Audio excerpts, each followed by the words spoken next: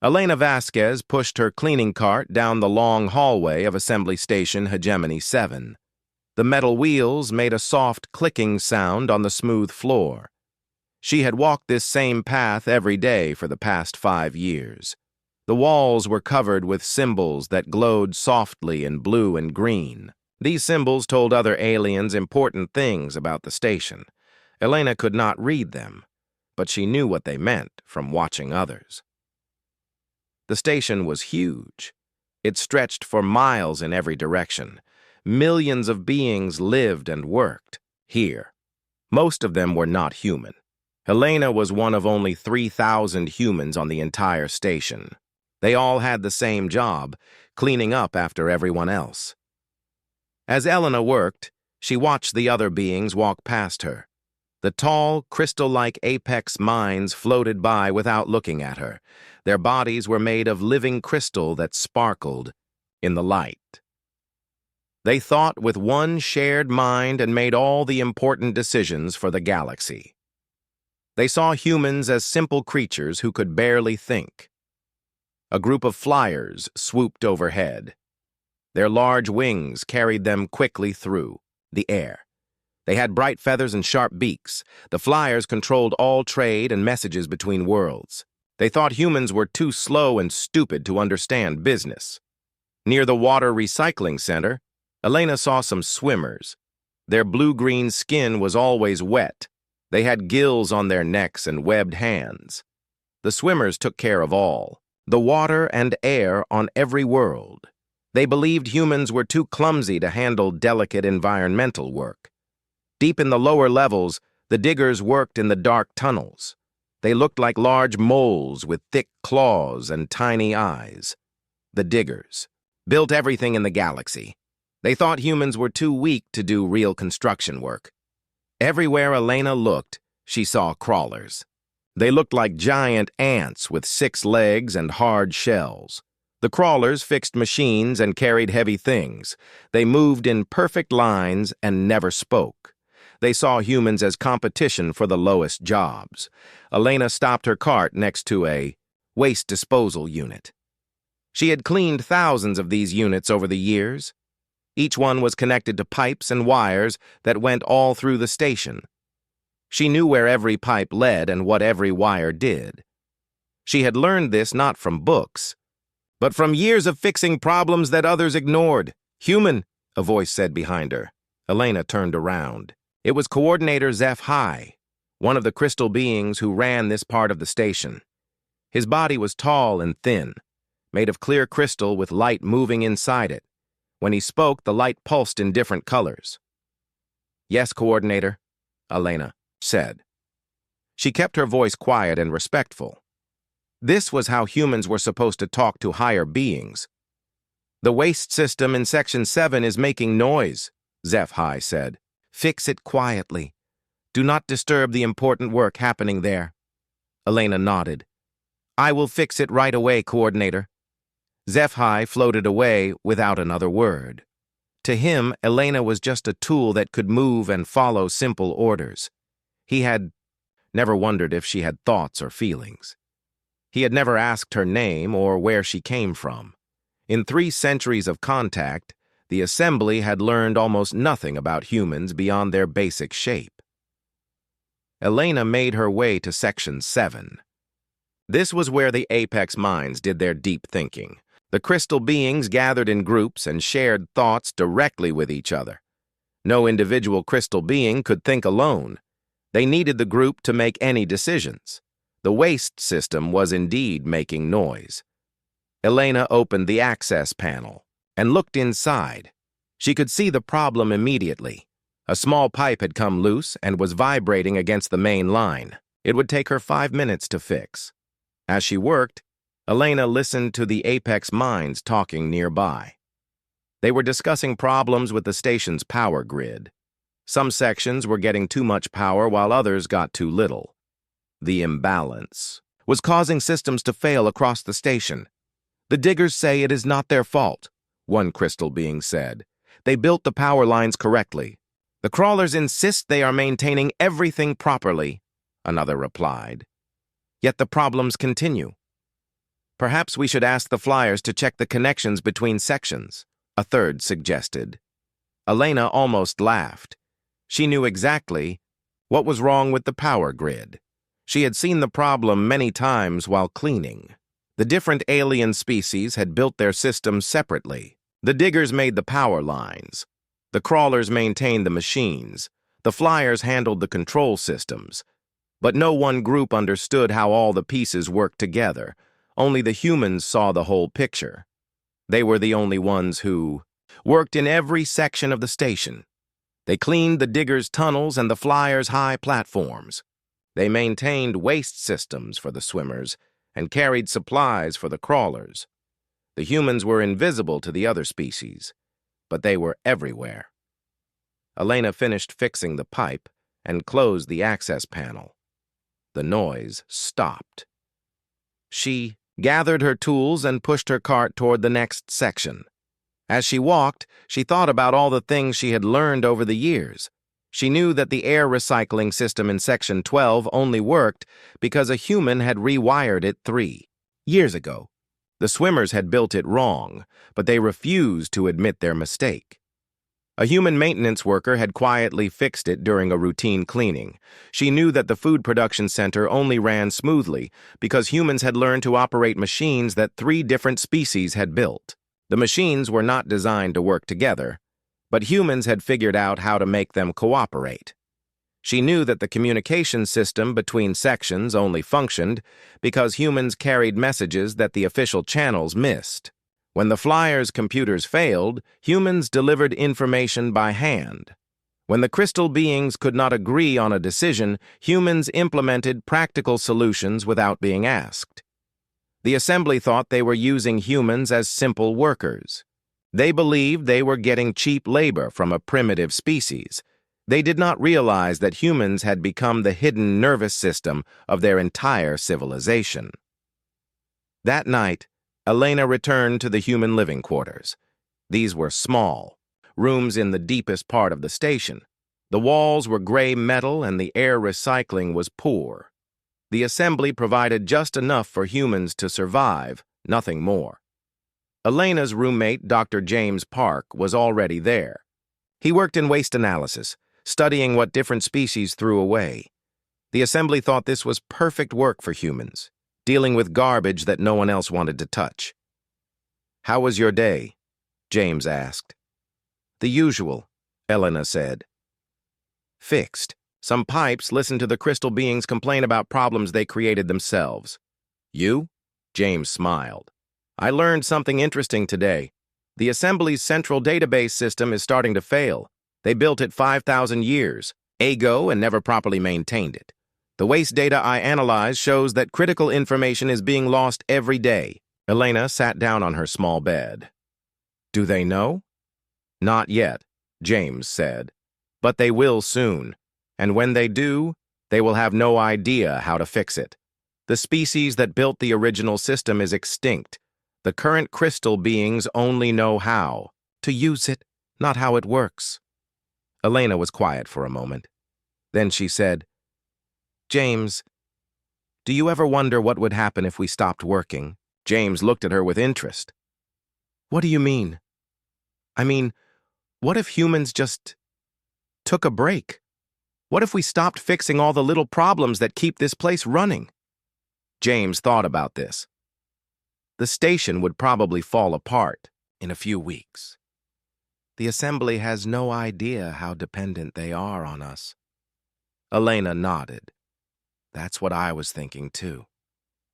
Outside their small window, the stars shone in the darkness of space. Neither Elena nor James knew it yet, but change was coming.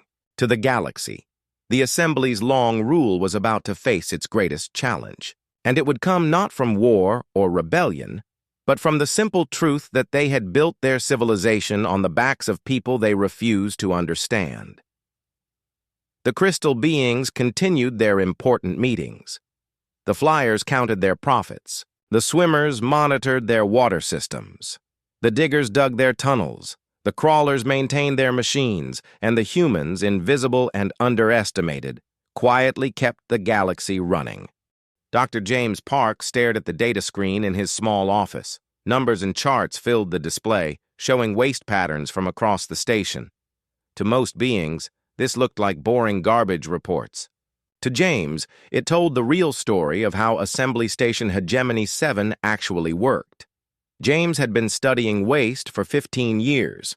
The Assembly gave him this job because they thought humans were good at handling dirty work. They never realized. That garbage told you everything about a civilization. What people threw away showed what they really did, not what they claimed to do. The data was troubling. Power consumption was up 30% in the last year, but energy production stayed the same. This meant the station was slowly running out of power. Food waste had doubled in 6 months, which meant the recycling systems were failing. Most worrying of all, the communication networks were dropping messages at an increasing rate. James printed out his reports and walked to the central command center.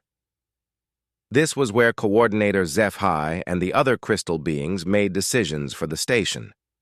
The room was filled with floating crystal forms, their inner lights pulsing as they shared thoughts. "Coordinator," James said quietly. He held up his data pad. The weekly waste analysis report. HFY barely looked at him. "Leave it on the receiving platform," the crystal being said. "We will review it when time permits." James placed the report on a metal platform near the door.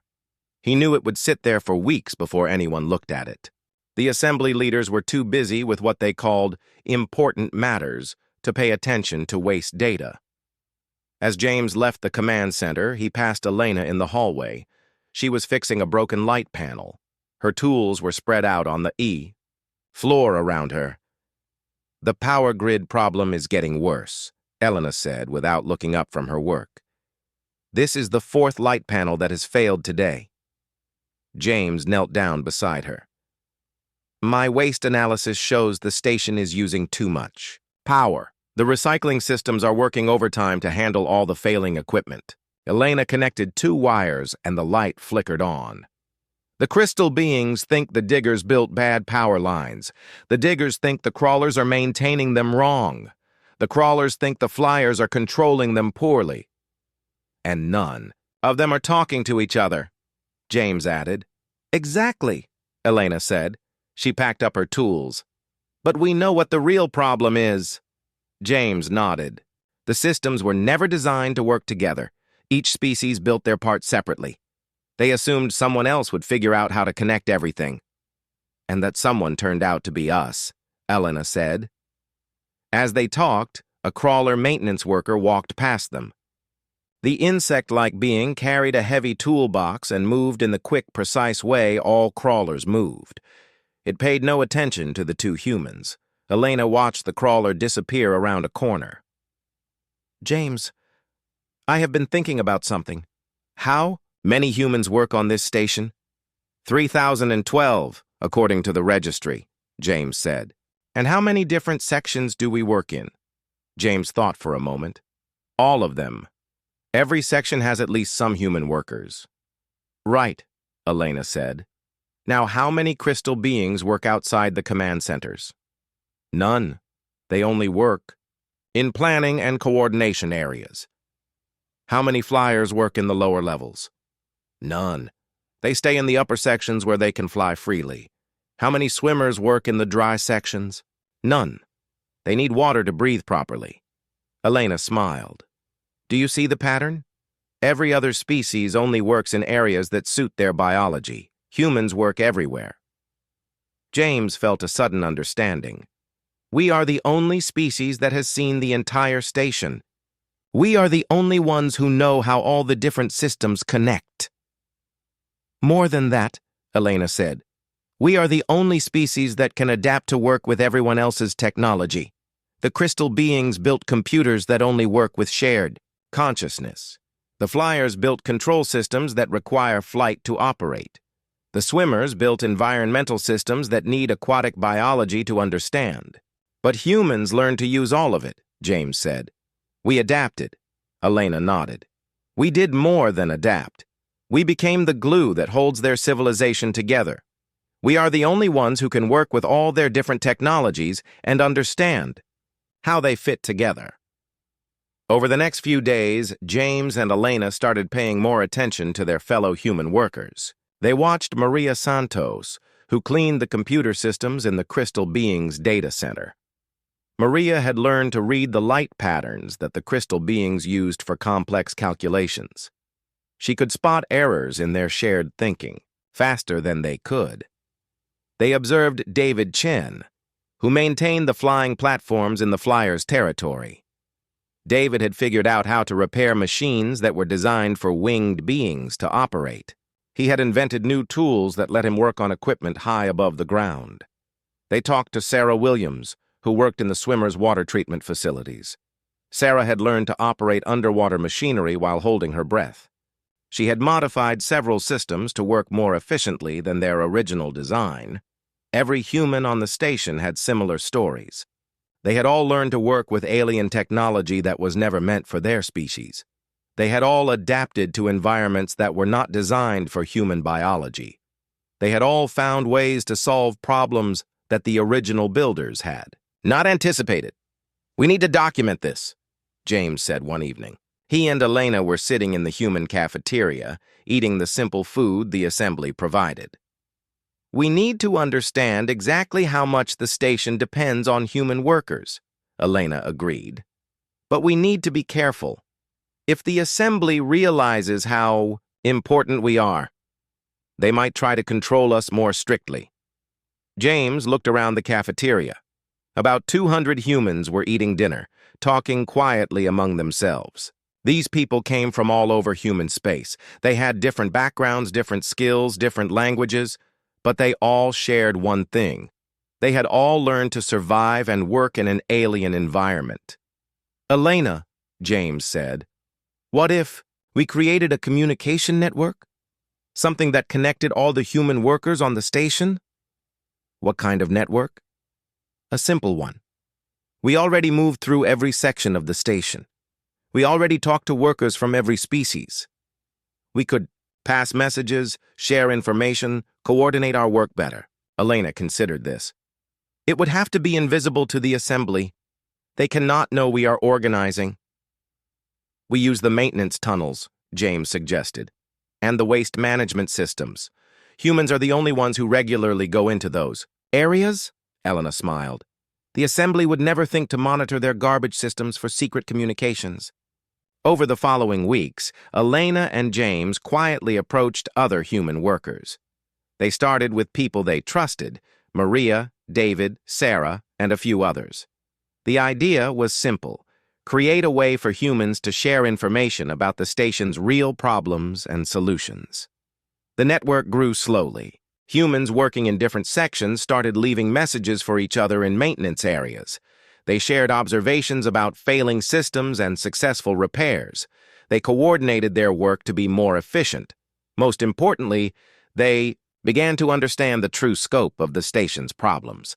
The assembly's rigid system was breaking down. Each species only knew their own area of expertise. No one was looking at the big picture except the humans. 1 month after Elena first suggested the idea, James made a disturbing discovery. He was analyzing waste data when he noticed something that should not have been there. The station's central computer core was producing error reports. Lots of them. The Crystal Beings' main database was failing. This was the system that controlled everything on the station: life support, navigation, communication, power distribution. It was over 5,000 years old and had never been properly maintained. James brought this information to Elena immediately. They met in a maintenance tunnel deep in the station's lower levels. The tunnel was dark and narrow, filled with pipes and cables that other species never bothered to inspect. "How bad is it?" Elena asked. "Very bad," James said. "The system is losing data every day. Important files are becoming corrupted. In a few months, it might fail completely." "Do the Crystal Beings know?" "I do not think so. They trust their technology completely. They have never considered that it might break down." Elena was quiet for a long moment. James, if that computer fails, what happens to the station? Everything stops working. Life support, artificial gravity, navigation, all of it is controlled by that central system. How many people live on this station? About 12 million. Elena felt a chill. And the assembly has no backup plan? None that I can find in the waste data. They have always assumed their technology was perfect. Elena realized they were facing a choice. They could warn the assembly about the coming disaster, or they could wait and see what happened. Either way, human workers would probably be blamed when things went wrong. There is a third option, Elena said slowly. What? We could fix it ourselves. James stared at her. Elena, we are talking about the most advanced computer system in the galaxy. It was built by beings far more intelligent than humans. Was it? Elena asked. James, how many crystal beings have you seen actually working on computers? James thought about this. None. They just use the interfaces to share thoughts. Elena crawled through the narrow maintenance shaft that connected Section 7 to Section 12. The space was barely wide enough for a human to fit through. Other species could not use these passages. The crystal beings were too tall. The flyers needed open air, the swimmers required water access, and the crawlers stuck to their designated tunnel systems. Only humans moved freely through the hidden spaces of the station. Elena carried a small data pad in her tool belt. It contained a message from James that needed to reach David Chen in the flying platforms section. The message was simple but important. The main computer was failing faster than they had thought. Elena emerged from the shaft into a supply closet in Section 12. She checked to make sure no one was watching, then walked out into the main corridor. A group of flyers swept past overhead, their wings creating a gentle breeze. They did not look down at the human walking below them. Elena found David working on a lift platform.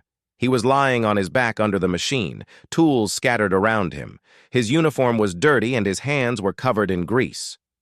Message from James, Elena said quietly. She handed him the data pad. David read the message quickly, then deleted it. It is worse than we thought, he said. The platforms are losing power more often. Yesterday, 3 of them stopped working completely. How are the flyers handling it? They are blaming the diggers for poor construction. The diggers are blaming the crawlers for bad maintenance. No one is looking at the real problem. Elena nodded. The same thing is happening everywhere. James says the central computer is sending wrong instructions to all the systems. The different species are fighting with each other instead of working together. David finished his repair and crawled out from under the platform. Elena, we have a bigger problem. I have been talking to other human workers. The food production systems are failing too. Maria in the swimmers section says the water recycling is producing contaminated output. Sarah in the environmental systems reports that air quality is dropping in several areas. Elena felt a cold fear in her stomach. How long before this becomes dangerous? Weeks, maybe days for some systems. Elena looked around to make sure they were alone. David, how many humans do you think we could contact through our network? Most of them, eventually. Why? James and I have been talking. We think we might be able to fix the central computer ourselves, but we would need help from humans all over the station. David looked surprised. Elena, that computer controls everything. If we make a mistake, if we do nothing, everyone on this station dies, Elena said firmly. The assembly will not fix this problem because they do not understand it. Each species only knows their part of the system. We are the only ones who see the whole picture. David was quiet for a moment. Then he said, What do you need me to do? Over the next week, Elena and David spread the word through the human network. Messages moved through maintenance tunnels, waste disposal chutes, and supply corridors. Humans in every section of the station began to receive the same information. The central computer was failing, the assembly did not know how to fix it, and human workers might be the only hope for survival. The response surprised Elena. Instead of fear or panic, most humans showed determination. They had spent centuries adapting to impossible situations. This was just another challenge to overcome. Maria Santos, in the data center, began secretly mapping the computer's file structure. She discovered that the crystal beings had been using only a small fraction of the system's capabilities. Most of the computer's functions had been forgotten over thousands of years. Sarah Williams in Environmental Systems started tracking which life support functions were connected to which computer processes. She found that the original builders had created multiple backup systems, but the current operators did not know they existed. David Chen coordinated with maintenance workers throughout the station. They began identifying critical connection points where computer failures would cause the most damage. They also located emergency access panels that could be used to manually override failing systems.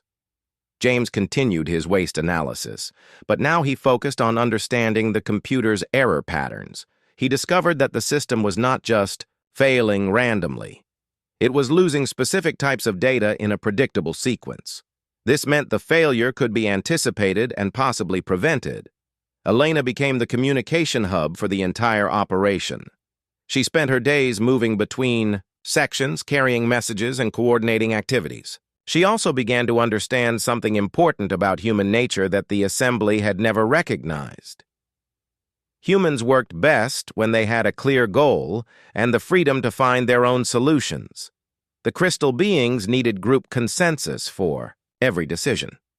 The flyers needed strict hierarchies to organize their flocks. The swimmers needed community leaders to coordinate their schools. The crawlers needed hive mind directions to function, but humans could work independently while still cooperating toward a common goal. They could adapt their methods without losing sight of their purpose. They could make individual decisions that served the group's needs.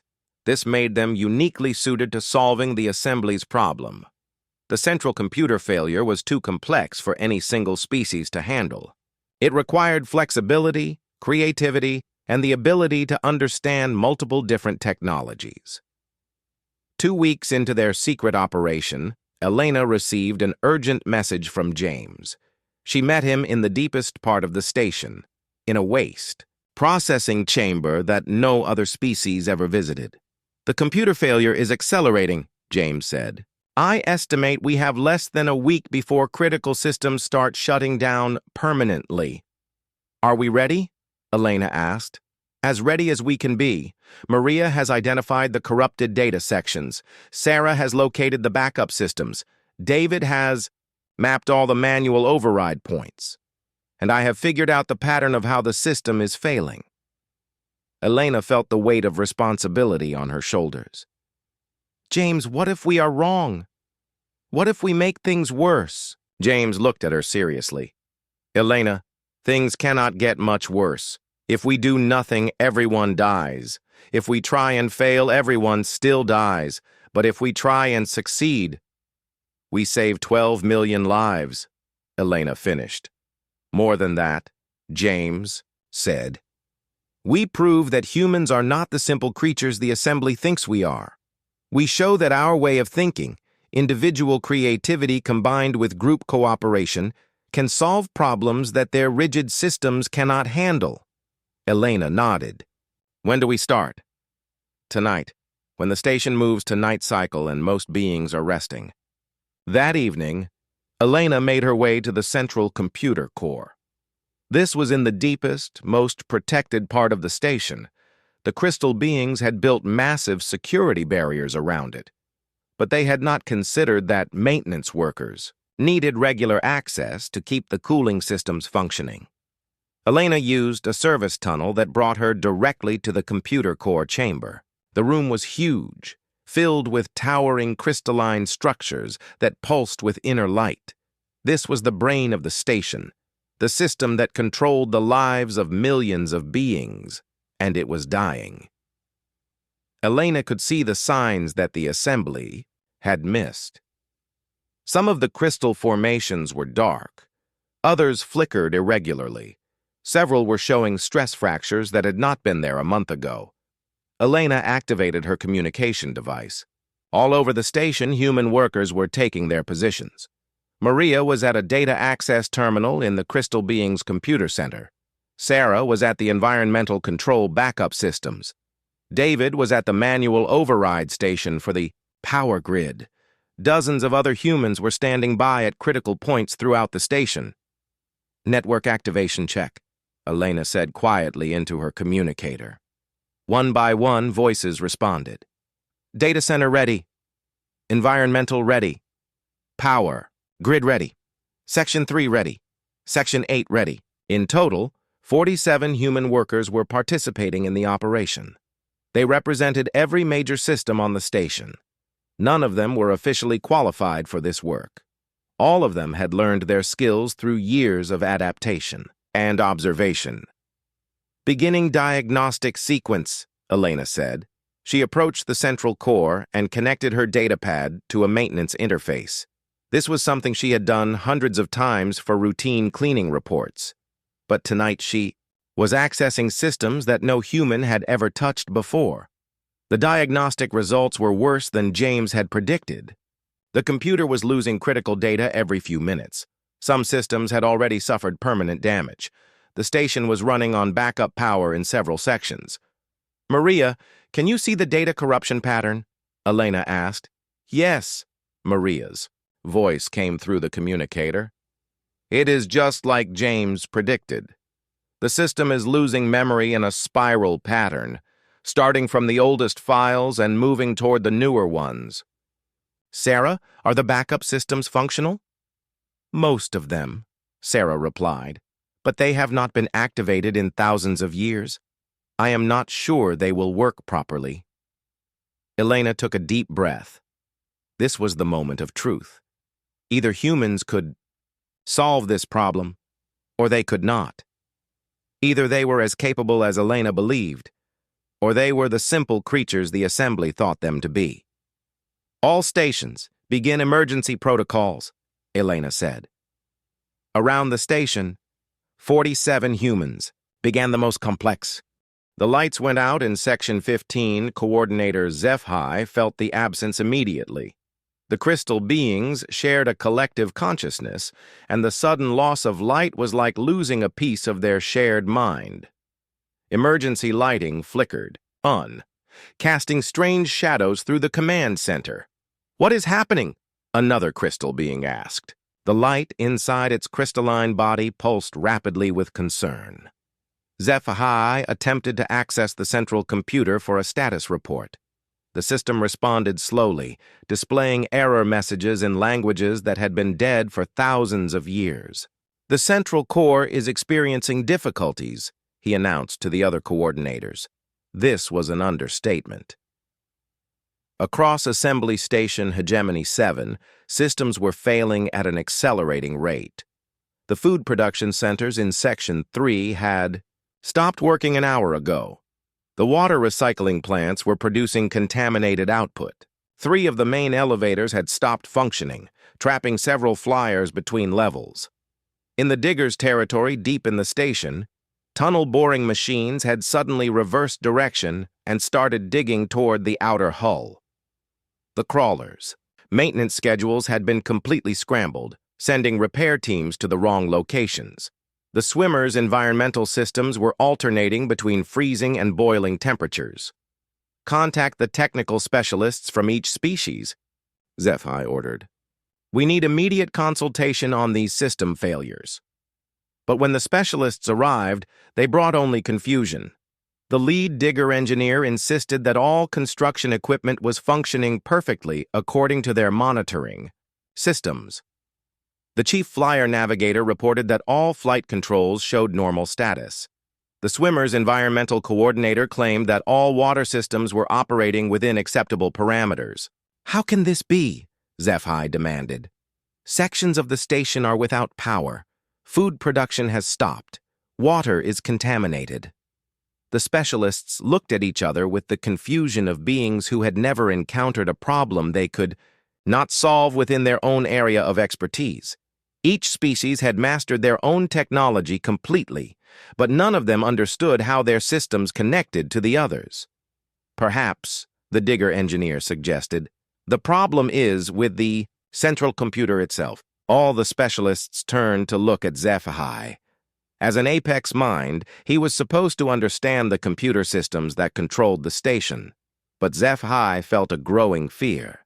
He had never actually learned how the central computer worked. No crystal being alive had that knowledge. The computer was older than their current civilization. It had been built by apex minds who died thousands of years ago. The current generation had inherited a system so complex and stable that they had never needed to understand its inner workings. They simply used it. "Can we not access the computer's diagnostic systems?" the flyer navigator asked. HFY tried. Again. The computer responded with more error messages, this time in a mixture of dead languages and mathematical symbols that made no sense. The diagnostic systems appeared to be corrupted, he admitted. A new alarm began sounding. This one was different from the others, deeper, more urgent. It was the sound that indicated life support problems. "Coordinator," a junior crystal being said, "I am receiving reports that oxygen levels are dropping in sections 8, 12, and 19. HFY felt panic rising in his crystalline core. Oxygen was controlled by the central computer. If the life support system failed, everyone on the station would die within hours. "Evacuate the affected sections immediately," he ordered, "and contact the swimmers' emergency environmental teams." But when the swimmers arrived, they brought more bad news. "The backup environmental systems are not responding to our commands," their leader reported. "We can access the controls, but the computer is not accepting our instructions." HFY stared at the error-filled displays around him. For the first time in his long life, he encountered a problem that the assembly could not solve. Each species was expert in their own field, but this crisis crossed all boundaries. It required understanding systems that no single species had built or maintained. As the crisis worsened, something unexpected began to happen. In the failing sections of the station, beings who had never worked together before started cooperating out of desperation. In Section 8, a group of flyers found themselves trapped on a platform when the elevators failed. Human maintenance workers appeared with portable ladders, helping the winged beings climb down to safety. The flyers had never spoken directly to humans before, but gratitude needed no translation. In Section 12, swimmers discovered that their water processing equipment had stopped working. Human technicians arrived with tools and replacement parts. Working together, they managed to restore water flow to half the section. The swimmers watched in amazement as humans operated underwater machinery while holding their breath. In Section 19, diggers found that their tunnel systems were flooding due to broken environmental controls. Human workers waded through the water, carrying digger younglings to safety. The diggers, who had always considered humans too weak for real work, saw them lifting loads that should have been impossible for their small frames. Most importantly, in the central command center, HFY noticed something he had never seen before. Human workers were moving through areas of the station that had been cut off from computer control. They were carrying messages between sections, coordinating rescue efforts, and somehow maintaining communication when all official systems had failed. "How are the humans doing this?" HFY asked aloud. One of the other crystal beings attempted to answer. "Perhaps they have access to emergency communication systems that we do not know about." But HFY suspected the truth was simpler and more disturbing. The humans were succeeding because they understood something about the station that the assembly had forgotten. They saw it as a whole system instead of separate parts. As night fell on the station's artificial cycle, the situation became critical. Power was failing in over half the sections. Life support was compromised in dozens of areas. Food production had stopped completely. The water recycling system was producing dangerous contamination. 12 million beings faced the possibility of death within days. That was when Elena Vasquez walked into the Central Command Center. She was dirty and tired, her maintenance uniform stained with grease and water. She carried a simple data pad and looked entirely unremarkable. The crystal beings barely noticed her as she approached HFY's coordination platform. "Coordinator," Elena said quietly, "I have information about the system failures." HFY looked down at her with irritation. "Human, this is not the time for routine maintenance reports. We are dealing with a station-wide emergency." "Yes, Coordinator," Elena said. "That is what my report is about." Something in her tone made HFY pause. He had heard this human speak many times over the years, but never like this. There was confidence in her voice, and knowledge, and something else that took him a moment to recognize. Authority. "Explain," HFY said. Elena activated her data pad. "The central computer core is experiencing cascading memory failure. The problem started 3 months ago with corruption in the oldest data files. It has been spreading through the system in a predictable pattern."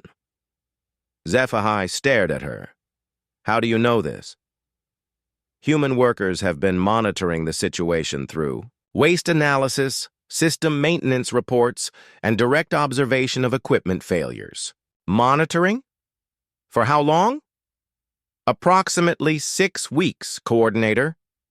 HFY felt a shock that rippled through his crystalline body. "You knew about this crisis for 6 weeks and did not report it?" Elena met his gaze steadily. "We submitted reports through official channels. They were not reviewed." This was true.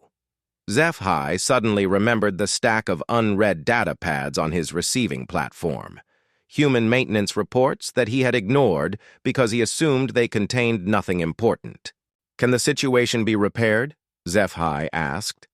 "Yes, Coordinator, but it will require coordinated action across all station systems. Each species will need to work together, sharing information and resources." HFY looked around at the other crystal beings and the specialists from different species. They all looked back at him with confusion and fear.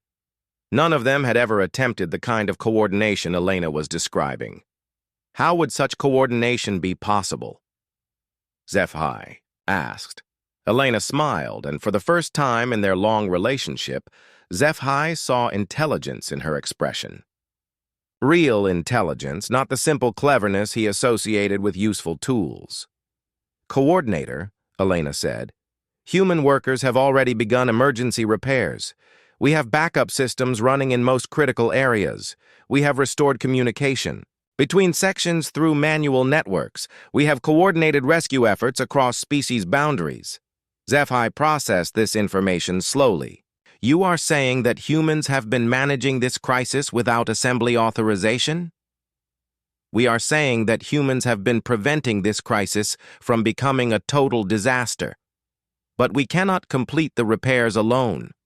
We need official access to the central computer core." The command center fell silent. Every being present understood what was being proposed. A species that the assembly had classified as barely sentient was asking for access to the most critical system in their civilization. Elena stood before the central computer core with official access codes that no human had ever possessed. Around her, the massive crystalline structures pulsed weakly, their light dimming with each passing hour. The greatest computer system in galactic history was dying, and she was the only person who might be able to save it. "All stations, report status," Elena said into her communicator. Voices responded from across the station. Maria Santos had full access to the data center computers. David Chen was standing by at the power grid controls. Sarah Williams was ready at the environmental backup systems. 44 other human workers were positioned at critical points throughout Assembly Station Hegemony 7. For the first time in 3 centuries, humans had the authority to touch the systems that controlled their world. Beginning core restoration. "Sequence," Elena announced.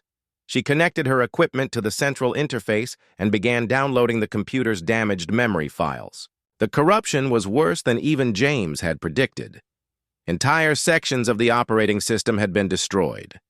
Critical subroutines were missing. The backup data storage had been contaminated by the same errors that were destroying the main system. But Elena had something the original builders had never considered. She had 47 different perspectives on how the station actually worked. Each human worker understood a different piece of the puzzle.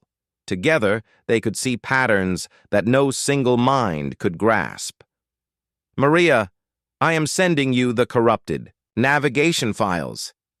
Can you reconstruct them from the data center backups? Already working on it, Maria replied. The crystal beings never deleted anything. Every navigation calculation for the past 1,000 years is still stored in the auxiliary memory. I can rebuild the current files from historical data. David, the power distribution system is completely scrambled. Do you have manual override capability? Better than that, David said. I can bypass the computer entirely for essential systems. The diggers built mechanical backup controls, but no one remembered they existed. I found them yesterday behind a maintenance panel. Sarah, life support is failing in 12 sections. What is the status of emergency environmental systems? The backup air recyclers are coming online now, Sarah reported. They are old, but they work better than the modern systems. I think the original builders over-engineered everything. Elena smiled as she worked. This was exactly what she had hoped for. The assembly's rigid specialization had made them forget the redundancy built into their own systems. But humans, working in every area of the station, had discovered capabilities that the experts did not know existed. Over the next 6 hours, something remarkable happened. Working together across species boundaries for the first time in galactic history, the crew of Assembly Station Hegemony 7 began to save itself. Coordinator HFY watched from the command center as reports flowed in. Power was being restored to failed sections. Life support was stabilizing. Communication systems were coming back online. Food production had resumed in 3 of the 4 main centers. But what amazed him most was how the work was being coordinated. Elena had created a communication network that connected every part of the station. Humans served as translators and coordinators between species that had never worked together directly. When flyer pilots needed to evacuate beings from upper levels, human workers guided them to safe landing areas. When swimmer engineers needed to repair underwater systems, humans carried tools and messages to areas the aquatic beings could not reach. When digger construction teams needed to seal damaged tunnels, humans coordinated with surface teams to ensure no one was trapped. Most importantly, Elena had organized the repair work so that each species could contribute their greatest strengths, while humans handled the coordination between different systems. Coordinator, Elena's voice came through the communication system. We have restored basic functionality to the central computer. The immediate crisis has passed. HFY felt relief wash through his crystalline consciousness. What is the status of full system restoration? The computer will need several more days of repair. Work, but the station is now safe. All critical systems are stable. HFY paused before asking his next question. Elena Vasquez, how was this possible? How did human workers acquire the knowledge necessary to repair systems that were built by the most advanced species in the galaxy? Elena's answer changed everything HFY thought he knew about intelligence. Coordinator, humans did not repair these systems. We coordinated the species that built them. The diggers' mechanical systems worked perfectly once we activated them. The swimmers' environmental controls functioned better than expected when we connected them properly. The flyers' navigation computers had all the data needed, but it was stored in the wrong format. Then what did humans contribute? We saw how everything fit together. Each species built perfect systems for their own needs, but no one designed how those systems would work as a whole. Humans learned to understand all the different technologies because we had to adapt to survive in your environment. HFY processed this slowly. You are saying that human intelligence is not superior to ours, but different? Different and complementary, Elena said. Crystal beings think collectively and make wise long-term decisions. Flyers coordinate complex movements across vast distances.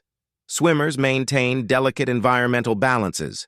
Diggers build structures that last for thousands of years. Crawlers maintain everything with perfect precision. And humans adapt. We learn new systems quickly. We work across boundaries that other species cannot cross. We coordinate between different groups without losing our individual creativity. In the command center, HFY looked around at the other assembly coordinators. They were all listening to Elena's explanation with the same amazement he felt. For 3 centuries, they had seen humans as simple laborers. Now they understood that humans had been serving as the invisible connective tissue that held their civilization together. Elena Vasquez, HFY said formally, "The Assembly owes humanity a great debt. How can we repay what you have done?" Elena was quiet for a long moment. When she spoke, her words reflected not just her own thoughts, but the hopes of every human who had worked in the shadows for 300 years. Coordinator, we do not want payment. We want partnership. The crisis showed us that all our species are stronger when we work together. Humans can help coordinate between different groups, but we have much to learn from each of your species as well.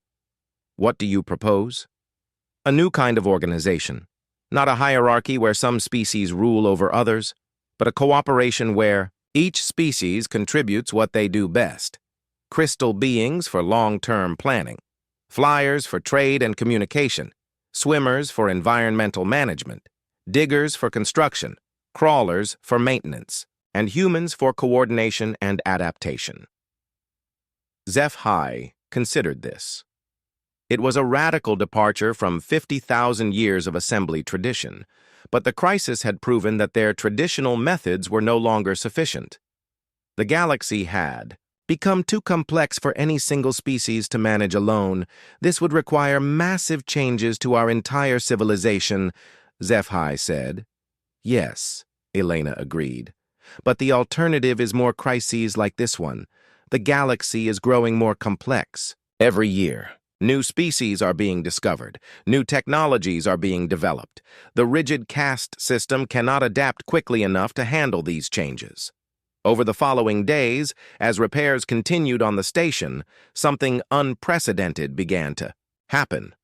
Species that had never worked together started collaborating naturally. Flyers and humans developed new techniques for high-altitude maintenance. Swimmers and humans created more efficient water recycling systems. Diggers and humans designed construction methods that were both strong and adaptable.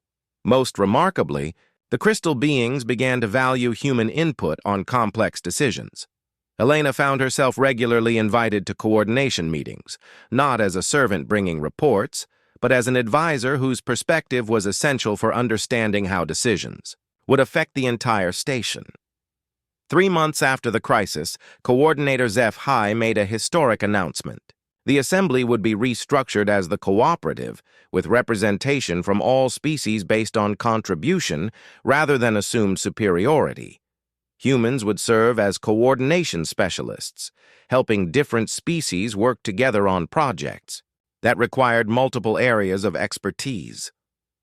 Elena stood in the same command center where she had once been invisible, now wearing the uniform of a coordination specialist. Around her, beings from 6 different species worked together on plans for expanding their civilization to new worlds. "Elena," HFY said, approaching her workstation, "I have a question that has been troubling me." "What is it, Coordinator?" "When you first proposed this partnership, did you know it would work so well?" Elena smiled. "HFY, humans learned long ago that survival requires cooperation. On our own world, we had to work with people who were very different from us. We had to adapt to environments we were not designed for. We had to solve problems that no individual could handle alone. And you believed these skills would transfer to working with alien species? We hoped they would. And we were right." Elena looked out through the command center's main window at the stars.